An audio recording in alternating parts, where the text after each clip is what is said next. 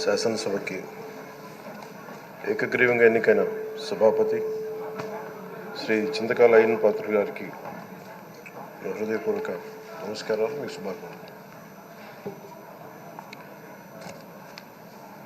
ఇది నేను మొదటిసారి అసెంబ్లీలోకి అడుగు పెట్టడం. ఇలాంటి సుదీర్ఘ రాజకీయ అనుభవం ఉన్న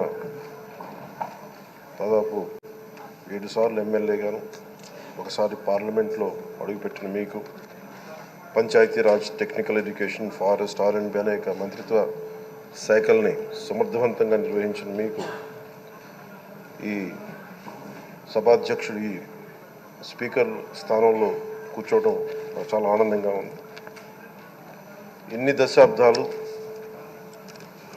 ప్రజలు రాజకీయ జీవనంలో ప్రజలు మీ వాడి వేడి చూశారు.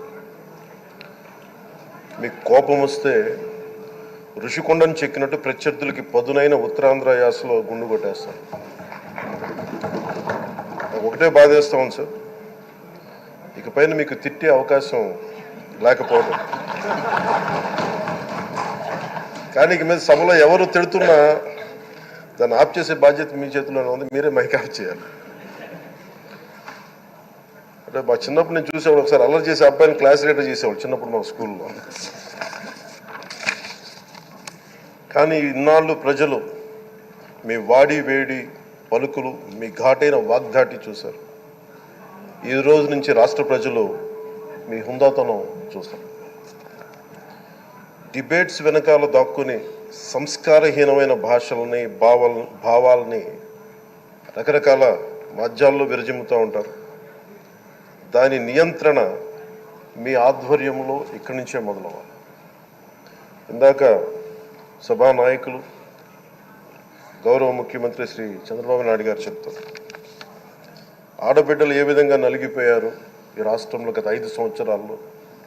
చిన్న లేదు, పెద్ద లేదు, ఎవరని లేదు. ఎవరన్నా సరే ఒక మాట మాట్లాడితే వాళ్ళు వ్యక్తిగతంగా దూషణ, సోషల్ మీడియాలో వాళ్ళని క్యారెక్టర్ అసాసినేట్ చేయటం, వాళ్ళు పెద్ద నాయకులు కావచ్చు, కార్యకర్తలు కావచ్చు, లేదా వాళ్ళకి ఎదురు తిరిగి ఒక ఒపీనియన్ చెప్పి ఎవరైనా సగటు మనిషి కూడా కావచ్చు, అది ఇక్కడితో ఈ రోజు నుంచి ఆగిపోవాలి.